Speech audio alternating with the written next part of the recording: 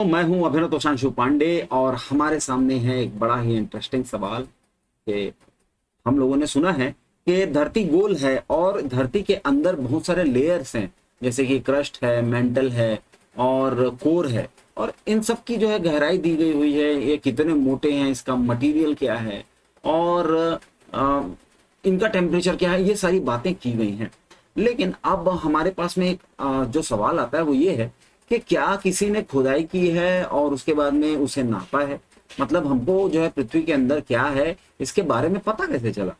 अगर हम फैक्ट्स के बारे में जानकारी रखें तो हमको क्या दिखाई देता है कि पृथ्वी की जो सबसे ऊंची जगह है, जो प्राकृतिक रूप से सबसे ऊंचाई पे हम पहुंच सकते हैं, वो है एवरेस्ट और उसकी ऊंचाई 8.5-9 किलोमीटर के आसपास है। इसी तरीके से पृथ्वी के अंदर जो है, जो सबसे गहरी जगह जहां हम जा पहुंच सकते हैं, वो है मरियाना ट्रेंच और ये भी लगभग 11 किलोमीटर लंबा है, मतलब गहरा है। अब हम लोगों की जो पहुंच प्राकृतिक रूप से हो सकती है वो तो इतनी ही है, लेकिन जब हम पृथ्वी के आंतरिक संरचना की बात करेंगे तो आपको पता चलेगा कि 6400 किलोमीटर की तो इसकी त्रिज्या है। हम कहां तक पहुंच पाए हैं? सिर्फ 11 किलोमीटर की गहराई में। और जैसे जैसे हम पृथ्वी के अंदर पहुंचते जाते हैं, यहाँ उसका घनत्व तो जो है बढ़ता जाता है, उसकी डेंसिटी बढ़ती जाती है, तो फिर ये टेम्परेचर भी बढ़ रहा है, डेंसिटी भी बढ़ रही है, तो ये और मुश्किल होता जाएगा अंदर खुदाई करना।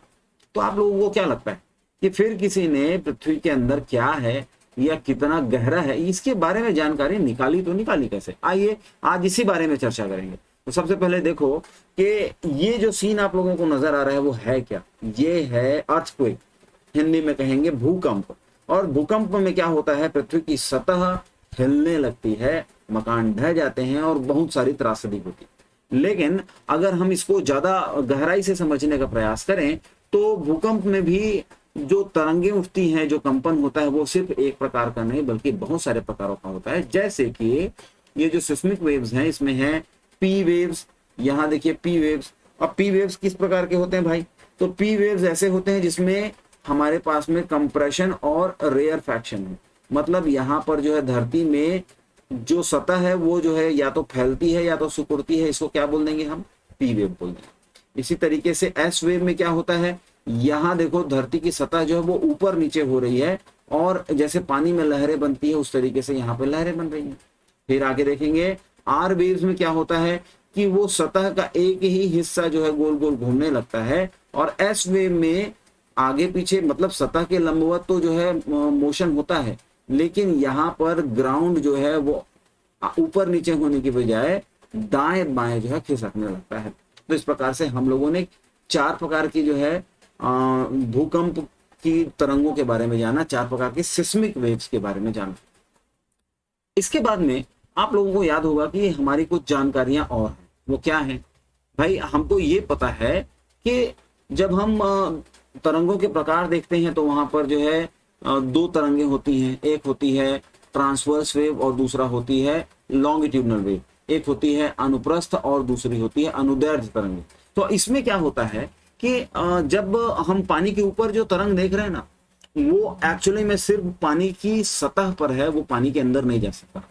और ये ट्रांसवर्स नेचर का जो है वेव है। लेकिन जो मैकेनिकल वेव्स होती हैं, जो कि लॉन्गिट्यूडनल वेव्स होती हैं, जैसे कि हमारी आवाज, ये एक मीडियम को क्रॉस करके दूसरे मीडियम में भी जा सकता है। अब यहाँ वैज्ञानिकों ने क्या बात की, देखो यहाँ हम देख रहे हैं पी वेव्स। और पी वेव्स कैसी वेव है? पहले ये देखो, पी वेव्स में कंप्रेशन होते हैं, रेयरफैक्शन होते हैं, और ये जो है एक मैकेनिकल वेव है, जिसके साथ साथ ये एक लॉन्गिट्यूडनल वेव है। तो ये लॉन्गिट्यूडनल वेव यानी कि अनुदैर्ध्य तरंगों में क्या होता है, ये एक माध्यम से दूसरे माध्यम में, एक मीडियम से दूसरे मीडियम में जा सकते हैं। अब आप मान लीजिए कि अर्थ के इस पॉइंट में यहाँ पर जो है अर्थक्वेक एक्सपीरियंस किया गया, जो जमीन के कुछ किलोमीटर अंदर जो है उसका एपिक सेंटर था। एपिक सेंटर क्या होता है? जहां से जो है भूकंप शुरू होता। अब क्या होगा कि यहाँ से जो पी तरंगे निकलेंगी वो इस तरीके से सीधी तो निकल सकती हैं, यहां तक आ सकती हैं, लेकिन माध्यम में बदलाव होने के कारण, मीडियम में चेंज होने के कारण, ये मीडियम को क्रॉस करके दूसरी ओर इस रेंज में नजर आएंगी, लेकिन एक ऐसा रीजन बन जाएगा जहां पर हमको पी वेव नहीं मिलती, ठीक है। और उसी तरीके से एस वेव किस प्रकार की वेव है?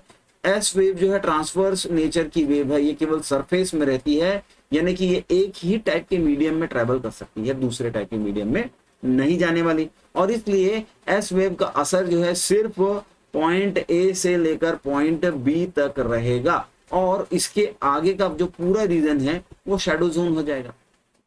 अब हमारे वैज्ञानिकों ने, हमारे गणितज्ञों ने जो है गणित तो बहुत सारी पढ़ी है, हम भी पढ़ने वाले हैं, और इन गणितों के हिसाब से जब हम लोगों ने कैलकुलेशन की तो हमको पृथ्वी की त्रिज्या, देखिए यहाँ पर 6350 किलोमीटर यानी कि लगभग 6400 किलोमीटर की जो त्रिज्या है उसके बारे में पता चल जाता है।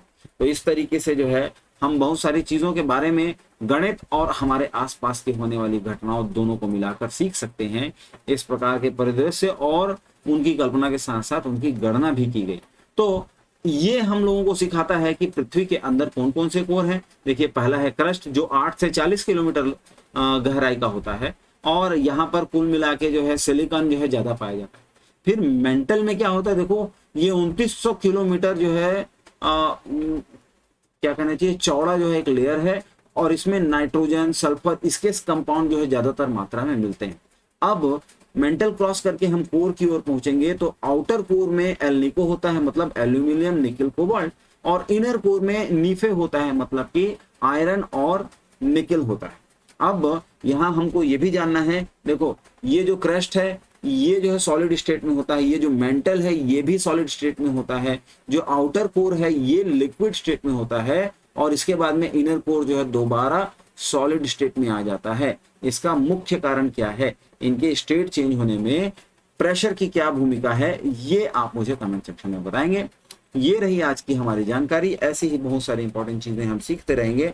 अगर आपको ये पसंद आए तो चैनल सब्सक्राइब कर लें, अपने दोस्तों को भी बताएं, और हमारे साथ में पढ़ते रहें, लिखते रहें, खुश रहें।